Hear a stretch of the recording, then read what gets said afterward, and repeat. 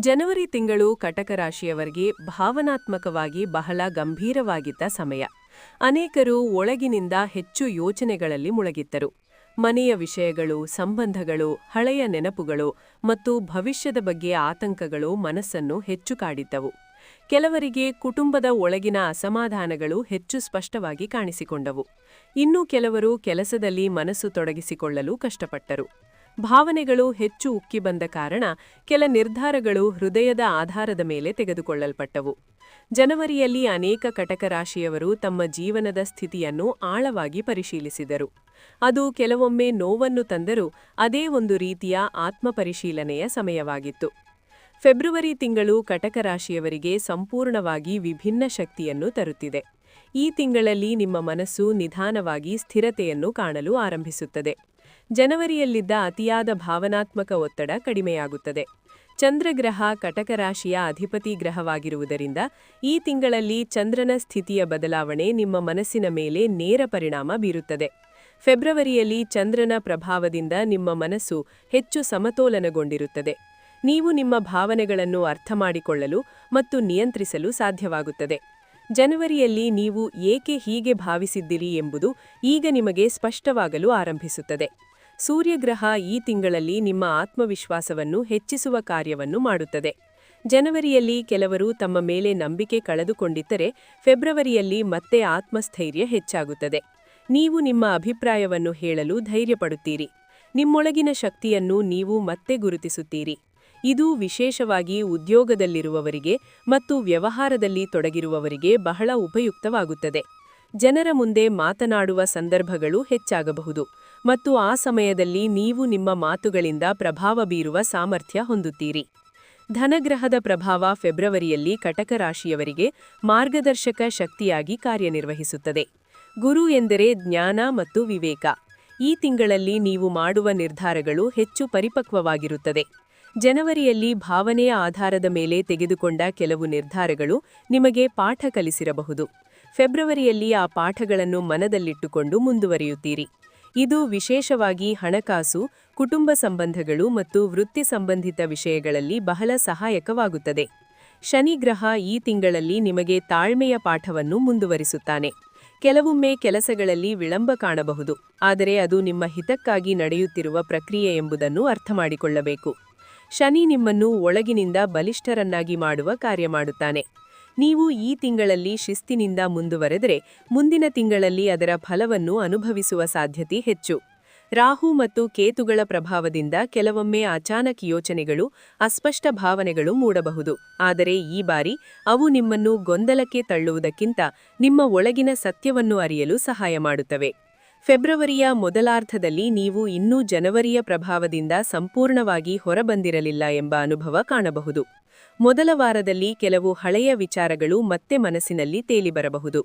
ಕುಟುಂಬದ ವಿಷಯಗಳು ಅಥವಾ ಸಂಬಂಧಗಳ ಕುರಿತು ಮತ್ತೆ ಯೋಚನೆಗಳು ಬರುತ್ತವೆ. ಆದರೆ ಎರಡನೇ ವಾರದಿಂದ ಪರಿಸ್ಥಿತಿ ನಿಧಾನವಾಗಿ ಬದಲಾಗುತ್ತದೆ. ನಿಮ್ಮ ಮನಸ್ಸು ಹೆಚ್ಚು ಶಾಂತವಾಗುತ್ತದೆ. ನೀವು ನಿಮ್ಮ ದಿನಚರಿಯಲ್ಲಿ ಹೆಚ್ಚು ಸಮತೋಲನ ಕಾಣುತ್ತೀರಿ. ತಿಂಗಳ ಎರಡನೇ ಅರ್ಧದಲ್ಲಿ ಈ ಶಾಂತಿ ಇನ್ನಷ್ಟು ಗಟ್ಟಿಯಾಗುತ್ತದೆ. ಹೊಸ ಅವಕಾಶಗಳು ನಿಮ್ಮ ಮುಂದೆ ಬರುತ್ತವೆ. ನಿಮ್ಮ ಜೀವನದಲ್ಲಿ ಹೊಸ ದಿಕ್ಕಿನ ಸೂಚನೆಗಳು ಕಾಣಿಸಿಕೊಳ್ಳುತ್ತವೆ. ಧನ ಮತ್ತು ಹಣಕಾಸು ವಿಷಯದಲ್ಲಿ ಫೆಬ್ರವರಿ ತಿಂಗಳು ಕಟಕ ರಾಶಿಯವರಿಗೆ ಜಾಗ್ರತೆ ಮತ್ತು ಜಾಣ್ಮೆ ಎರಡನ್ನೂ ಕೇಳುತ್ತದೆ. ಜನವರಿಯಲ್ಲಿ ಕೆಲವರಿಗೆ ಅನಿರೀಕ್ಷಿತ ಖರ್ಚುಗಳು ಎದುರಾಗಿರಬಹುದು. ಫೆಬ್ರವರಿಯಲ್ಲಿ ಆದಾಯ ಸ್ಥಿರವಾಗುವ ಸಾಧ್ಯತೆಯಿದೆ. ಕೆಲವರಿಗೆ ಹೊಸ ಆದಾಯದ ಮೂಲಗಳು ಕಾಣಬಹುದು, ವಿಶೇಷವಾಗಿ ತಮ್ಮ ಪ್ರತಿಭೆಯನ್ನು ಬಳಸಿಕೊಂಡು ಕೆಲಸ ಮಾಡುವವರಿಗೆ. ಆದರೆ ಈ ತಿಂಗಳಲ್ಲಿ ಭಾವನೆಯ ಆಧಾರದ ಮೇಲೆ ಹಣಕಾಸು ನಿರ್ಧಾರ ತೆಗೆದುಕೊಳ್ಳಬಾರದು. ಸ್ನೇಹಿತರ ಮೇಲೆ ಅತಿಯಾದ ನಂಬಿಕೆಯಿಟ್ಟು ಸಾಲ ನೀಡುವುದು ಅಥವಾ ದೊಡ್ಡ ಖರ್ಚು ಮಾಡುವ ಮುನ್ನ ಚೆನ್ನಾಗಿ ಯೋಚಿಸುವುದು ಅಗತ್ಯ. ತಿಂಗಳ ಮಧ್ಯಭಾಗದಲ್ಲಿ ಖರ್ಚು ಹೆಚ್ಚಾಗುವ ಸಾಧ್ಯತೆಯಿದೆ. ತಿಂಗಳ ಅಂತ್ಯದ ಹೊತ್ತಿಗೆ ಬಾಕಿ ಹಣ ವಾಪಸ್ ಸಿಗುವ ಸೂಚನೆಗಳು ಕಾಣಿಸುತ್ತವೆ. ಉದ್ಯೋಗ ಮತ್ತು ವೃತ್ತಿ ಕ್ಷೇತ್ರದಲ್ಲಿ ಫೆಬ್ರವರಿ ತಿಂಗಳು ಕಟಕ ರಾಶಿಯವರಿಗೆ ನಿಧಾನ ಆದರೆ ಸ್ಥಿರ ಪ್ರಗತಿಯನ್ನು ಸೂಚಿಸುತ್ತದೆ. ಜನವರಿಯಲ್ಲಿ ಕೆಲಸದಲ್ಲಿ ಅಸಮಾಧಾನ ಅನುಭವಿಸಿದವರು ಫೆಬ್ರವರಿಯಲ್ಲಿ ನಿಧಾನವಾಗಿ ಸುಧಾರಣೆಯನ್ನ ಕಾಣುತ್ತಾರೆ. ಹೊಸ ಜವಾಬ್ದಾರಿಗಳು ಬರಬಹುದು. ಕೆಲವರಿಗೆ ಕೆಲಸದ ಸ್ಥಳದಲ್ಲಿ ಬದಲಾವಣೆ ಸಂಭವಿಸಬಹುದು. ಇದು ಆರಂಭದಲ್ಲಿ ಆತಂಕ ತಂದರೂ ಮುಂದಿನ ದಿನಗಳಲ್ಲಿ ಅನುಭವವನ್ನು ಹೆಚ್ಚಿಸುತ್ತದೆ. ಉದ್ಯೋಗ ಹುಡುಕುತ್ತಿರುವವರಿಗೆ ತಿಂಗಳ 2ನೇ ಅರ್ಧದಲ್ಲಿ ಅವಕಾಶಗಳು ಕಾಣಿಸಬಹುದು. ಆದರೆ ಈ ಸಮಯದಲ್ಲಿ ಆತ್ಮವಿಶ್ವಾಸ ಬಹಳ ಮುಖ್ಯ. ನಿಮ್ಮ ಸಾಮರ್ಥ್ಯವನ್ನು ಕಡಿಮೆ ಅಂದಾಜು ಮಾಡಬಾರದು. ವ್ಯಾಪಾರ ಮತ್ತು ಹೂಡಿಕೆ ವಿಷಯದಲ್ಲಿ ಫೆಬ್ರವರಿ ತಿಂಗಳು ಕಟಕ ರಾಶಿಯವರಿಗೆ ಯೋಚಿಸಿ ಮುಂದುವರಿಯುವ ಸಮಯ. ಜನವರಿಯಲ್ಲಿ ಕೆಲವರು ಭಾವನೆಯ ಆಧಾರದ ಮೇಲೆ ತೆಗೆದುಕೊಂಡ ನಿರ್ಧಾರಗಳಿಂದ ಪಾಠ ಕಲಿತಿರಬಹುದು. ಫೆಬ್ರವರಿಯಲ್ಲಿ ನೀವು ಹೆಚ್ಚು ವಿವೇಕಪೂರ್ಣವಾಗಿ ಮುಂದುವರಿಯುತ್ತೀರಿ. ಹೊಸ ಸಂಪರ್ಕಗಳು, ಹೊಸ ಗ್ರಾಹಕರು ಮತ್ತು ಹೊಸ ಅವಕಾಶಗಳು ಕಾಣಿಸಬಹುದು. ಆದರೆ ದೊಡ್ಡ ಹೂಡಿಕೆ ಮಾಡುವ ಮುನ್ನ ಸಂಪೂರ್ಣ ಮಾಹಿತಿ ಸಂಗ್ರಹಿಸುವುದು ಬಹಳ ಅಗತ್ಯ. ಈ ತಿಂಗಳಿನಲ್ಲಿ ನಿಧಾನವಾದ ಆದರೆ ಸ್ಥಿರವಾದ ಬೆಳವಣಿಗೆ ಉತ್ತಮ ಫಲ ನೀಡುತ್ತದೆ. ವಿವಾಹ ಮತ್ತು ಪ್ರೇಮ ಜೀವನದಲ್ಲಿ ಫೆಬ್ರವರಿ ತಿಂಗಳು ಕಟಕ ರಾಶಿಯವರಿಗೆ ಭಾವನಾತ್ಮಕವಾಗಿ ಮಹತ್ವದ ಸಮಯ. ಜನವರಿಯಲ್ಲಿ ಕೆಲವರಿಗೆ ಸಂಗಾತಿಯೊಂದಿಗೆ ಮನಸ್ಸಿನ ಅಂತರ ಹೆಚ್ಚಾಗಿರಬಹುದು. ಫೆಬ್ರವರಿಯಲ್ಲಿ ಈ ಅಂತರ ನಿಧಾನವಾಗಿ ಕಡಿಮೆಯಾಗುತ್ತದೆ. ನೀವು ನಿಮ್ಮ ಭಾವನೆಗಳನ್ನು ಹೆಚ್ಚು ಸ್ಪಷ್ಟವಾಗಿ ವ್ಯಕ್ತಪಡಿಸಲು ಸಾಧ್ಯವಾಗುತ್ತದೆ. ಪ್ರೇಮ ಸಂಬಂಧದಲ್ಲಿರುವವರಿಗೆ ಇದು ಸಂಬಂಧವನ್ನು ಗಟ್ಟಿಗೊಳಿಸುವ ಸಮಯ. ಆದರೆ ಈ ತಿಂಗಳಿನಲ್ಲಿ ಅತಿಯಾದ ಭಾವನಾತ್ಮಕ ಪ್ರತಿಕ್ರಿಯೆ ತಪ್ಪಿಸಬೇಕು. ಸಣ್ಣ ವಿಷಯಗಳನ್ನು ದೊಡ್ಡದಾಗಿ ಮಾಡಿಕೊಳ್ಳಬಾರದು. ತಿಂಗಳ ಅಂತ್ಯದ ಹೊತ್ತಿಗೆ ಸಮಾಧಾನ ಮತ್ತು ಸಮರ್ಪಣೆ ಹೆಚ್ಚಾಗುತ್ತದೆ. ವಿವಾಹಕ್ಕೆ ಯೋಚಿಸುತ್ತಿರುವವರಿಗೆ ಕುಟುಂಬದ ಒಪ್ಪಿಗೆ ದೊರೆಯುವ ಸೂಚನೆಗಳು ಕಾಣಿಸಬಹುದು. ಕುಟುಂಬ ಮತ್ತು ಗೃಹ ಜೀವನದಲ್ಲಿ ಫೆಬ್ರವರಿ ತಿಂಗಳು ಕಟಕ ರಾಶಿಯವರಿಗೆ ನಿಧಾನವಾಗಿ ಶಾಂತಿ ತರುವ ಕಾಲ. ಜನವರಿಯಲ್ಲಿ ಮನೆಯೊಳಗಿನ ಭಾವನಾತ್ಮಕ ಅಸಮಾಧಾನಗಳು ಹೆಚ್ಚು ಕಾಣಿಸಿಕೊಂಡಿದ್ದರೆ ಫೆಬ್ರವರಿಯಲ್ಲಿ ಅವು ನಿಧಾನವಾಗಿ ಕರಗುತ್ತವೆ. ಕುಟುಂಬ ಸದಸ್ಯರೊಂದಿಗೆ ಹೆಚ್ಚು ಸಮಯ ಕಳೆಯುವ ಅವಕಾಶ ಸಿಗಬಹುದು. ಮನೆಯ ವಾತಾವರಣ ನಿಧಾನವಾಗಿ ಹಸನಾಗುತ್ತದೆ. ಹಿರಿಯರ ಸಲಹೆ ಮತ್ತು ಮಾರ್ಗದರ್ಶನ ಬಹಳ ಉಪಯುಕ್ತವಾಗುತ್ತದೆ. ಮಕ್ಕಳ ವಿಷಯದಲ್ಲಿ ಸಂತೋಷದ ಸುದ್ದಿ ಕೇಳುವ ಸಾಧ್ಯತೆಯಿದೆ. ಮಹಿಳೆಯರಿಗಾಗಿ ಫೆಬ್ರವರಿ ತಿಂಗಳು ವಿಶೇಷ ಶಕ್ತಿಯನ್ನು ಹೊತ್ತು ಬರುತ್ತದೆ. ಗೃಹಿಣಿಯರಿಗೆ ತಮ್ಮ ಮನೆಯೊಳಗಿನ ಪಾತ್ರಕ್ಕೆ ಹೆಚ್ಚು ಗೌರವ ಸಿಗುತ್ತದೆ.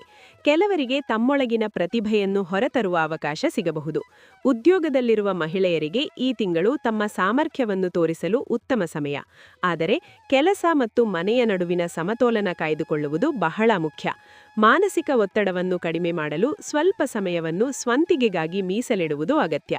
ಧ್ಯಾನ, ಪ್ರಾರ್ಥನೆ ಅಥವಾ ಶಾಂತ ಸಮಯ ಕಳೆಯುವುದು ಮನಸ್ಸಿಗೆ ಸಮಾಧಾನ ನೀಡುತ್ತದೆ. ಆರೋಗ್ಯದ ದೃಷ್ಟಿಯಿಂದ ಫೆಬ್ರವರಿ ತಿಂಗಳು ಕಟಕ ರಾಶಿಯವರಿಗೆ ಸಾಮಾನ್ಯವಾಗಿ ಉತ್ತಮವಾಗಿದ್ದರೂ ಕೆಲವು ಎಚ್ಚರಿಕೆಗಳು ಅಗತ್ಯ. ಮೊದಲ ವಾರದಲ್ಲಿ ಭಾವನಾತ್ಮಕ ಒತ್ತಡದಿಂದ ದೇಹದ ಮೇಲೆ ಪ್ರಭಾವ ಬೀರುವ ಸಾಧ್ಯತೆಯಿದೆ. ನಿದ್ರಾ ಸಮಸ್ಯೆ ಅಥವಾ ಹೊಟ್ಟೆಯ ಸಮಸ್ಯೆ ಕಾಣಿಸಬಹುದು. 2ನೇ ವಾರದಲ್ಲಿ ಆಹಾರದಲ್ಲಿ ನಿಯಮ ಪಾಲಿಸುವುದು ಬಹಳ ಮುಖ್ಯ. 3ನೇ ವಾರದಲ್ಲಿ ಶಕ್ತಿ ಮಟ್ಟ ಉತ್ತಮವಾಗುತ್ತದೆ. 4ನೇ ವಾರದಲ್ಲಿ ದಣಿವು ಕಾಣಿಸಬಹುದು, ವಿಶೇಷವಾಗಿ ಹೆಚ್ಚು ಕೆಲಸ ಮಾಡಿದರೆ. ಹೀಗಾಗಿ ಸಮತೋಲನ ಆಹಾರ, ವಿಶ್ರಾಂತಿ ಮತ್ತು ಸ್ವಲ್ಪ ವ್ಯಾಯಾಮ ಬಹಳ ಉಪಯುಕ್ತ. ವಿದೇಶ ಯೋಗ ಮತ್ತು ಪ್ರಯಾಣದ ದೃಷ್ಟಿಯಿಂದ ಫೆಬ್ರವರಿ ತಿಂಗಳು ಮಿಶ್ರ ಫಲ ನೀಡುತ್ತದೆ. ಕೆಲವರಿಗೆ ವಿದೇಶ ಸಂಬಂಧಿತ ಯೋಜನೆಗಳಲ್ಲಿ ತಡ ಕಾಣಬಹುದು. ಆದರೆ ಈ ತಡವು ಮುಂದೆ ಉತ್ತಮ ಅವಕಾಶಕ್ಕೆ ಕಾರಣವಾಗಬಹುದು. ಸ್ಥಳೀಯ ಪ್ರಯಾಣಗಳು ಮನಸ್ಸಿಗೆ ಶಾಂತಿ ನೀಡುವ ಸಾಧ್ಯತೆ ಇದೆ. ಹೊಸ ಸ್ಥಳಗಳಿಗೆ ಭೇಟಿ ನೀಡುವುದು ನಿಮ್ಮ ದೃಷ್ಟಿಕೋನವನ್ನು ಬದಲಾಯಿಸಬಹುದು. ಫೆಬ್ರವರಿಯಲ್ಲಿ ಕೆಲವು ದಿನಗಳು ನಿರ್ಧಾರ ತೆಗೆದುಕೊಳ್ಳಲು ಅನುಕೂಲಕರ. ತಿಂಗಳ ಮಧ್ಯಭಾಗದಲ್ಲಿ ಹೊಸ ಯೋಜನೆಗಳನ್ನು ಆರಂಭಿಸಲು ಉತ್ತಮ ಸಮಯ. ಅಂತ್ಯದ ದಿನಗಳಲ್ಲಿ ಹಳೆಯ ಸಮಸ್ಯೆಗಳನ್ನು ಪರಿಹರಿಸಲು ಅನುಕೂಲಕರ. ಈ ತಿಂಗಳಿನಲ್ಲಿ ನಿಮ್ಮ ಒಳಗಿನ ಧ್ವನಿಗೆ ಹೆಚ್ಚು ಗಮನ ನೀಡುವುದು ಬಹಳ ಮುಖ್ಯ. ಫೆಬ್ರವರಿಗೆ ಹೊಂದುವ ಗ್ರಹಾಧಾರಿತ ಪರಿಹಾರಗಳು ಕಟಕ ರಾಶಿಯವರಿಗೆ ಉಪಯುಕ್ತವಾಗುತ್ತವೆ. ಪ್ರತಿದಿನ ಪ್ರಾತಃ ಕಾಲದಲ್ಲಿ ಚಂದ್ರನಿಗೆ ನೀರು ಅರ್ಪಿಸುವುದು ಮನಸ್ಸಿಗೆ ಶಾಂತಿ ನೀಡುತ್ತದೆ. ಸೋಮವಾರದ ದಿನ ಬಿಳಿ ಬಣ್ಣದ ವಸ್ತ್ರ ಧರಿಸುವುದು ಮತ್ತು ಹಾಲು ಅಥವಾ ಅನ್ನದಾನ ಮಾಡುವುದು ಚಂದ್ರಗ್ರಹದ ಶಕ್ತಿಯನ್ನು ಸಮತೋಲನಗೊಳಿಸುತ್ತದೆ. ಗುರುವಾರದ ದಿನ ಹಿರಿಯರಿಗೆ ಸಹಾಯ ಮಾಡುವುದು ಗುರುಗ್ರಹದ ಅನುಗ್ರಹಕ್ಕೆ ಕಾರಣವಾಗುತ್ತದೆ. ಶನಿವಾರದ ದಿನ ಅಗತ್ಯವಿರುವವರಿಗೆ ಸಹಾಯ ಮಾಡುವುದು ಶನಿ ಗ್ರಹದ ಅನುಗ್ರಹಕ್ಕೆ ಸಹಕಾರಿ. ಈ ಪರಿಹಾರಗಳ ಉದ್ದೇಶ ಭಯ ಹುಟ್ಟಿಸುವುದಲ್ಲ, ಬದಲಾಗಿ ಮನಸ್ಸಿನಲ್ಲಿ ಶಾಂತಿ ಮತ್ತು ಆತ್ಮವಿಶ್ವಾಸ ಬೆಳೆಸುವುದು. ಫೆಬ್ರವರಿ ತಿಂಗಳ ಅಂತ್ಯದ ಹೊತ್ತಿಗೆ ಕಟಕ ರಾಶಿಯವರು ತಮ್ಮ ಜೀವನದಲ್ಲಿ ಒಂದು ಹೊಸ ಸಮತೋಲನವನ್ನು ಅನುಭವಿಸುತ್ತಾರೆ. ಜನವರಿಯಲ್ಲಿದ್ದ ಭಾವನಾತ್ಮಕ ಗೊಂದಲ ನಿಧಾನವಾಗಿ ಕಡಿಮೆಯಾಗುತ್ತದೆ. ನೀವು ಹೆಚ್ಚು ಶಾಂತ, ಹೆಚ್ಚು ಸ್ಥಿರ ಮತ್ತು ಹೆಚ್ಚು ಆತ್ಮವಿಶ್ವಾಸದಿಂದ ಮುಂದುವರಿಯುವ ಸ್ಥಿತಿಗೆ ಬರುತ್ತೀರಿ. ಈ ತಿಂಗಳು ನಿಮ್ಮ ಜೀವನದಲ್ಲಿ ಹೊಸ ದಿಕ್ಕಿನ ಸೂಚನೆ ನೀಡುವ ಮಧ್ಯಂತರ ಹಂತವಾಗಬಹುದು. ನಿಮ್ಮ ಭಾವನೆಗಳನ್ನು ನಿಮ್ಮ ಶಕ್ತಿಯಾಗಿ ಪರಿವರ್ತಿಸಿ ನಿಮ್ಮ ದಾರಿಯನ್ನು ಧೈರ್ಯದಿಂದ ಮುಂದುವರಿಸಿ. ವೈದಿಕ ಶಾಸ್ತ್ರ ಚಾನೆಲ್ ನಿಮ್ಮ ಜೀವನದಲ್ಲಿ ಸದಾ ಸಕಾರಾತ್ಮಕ ಶಕ್ತಿ ತುಂಬಲಿ ಎಂಬ ಹಾರೈಕೆಯೊಂದಿಗೆ ಈ ಫೆಬ್ರವರಿ ತಿಂಗಳ ಕಟಕ ರಾಶಿ ಭವಿಷ್ಯ ಫಲವನ್ನು ಸಮರ್ಪಿಸುತ್ತೇವೆ. ಧನ್ಯವಾದಗಳು.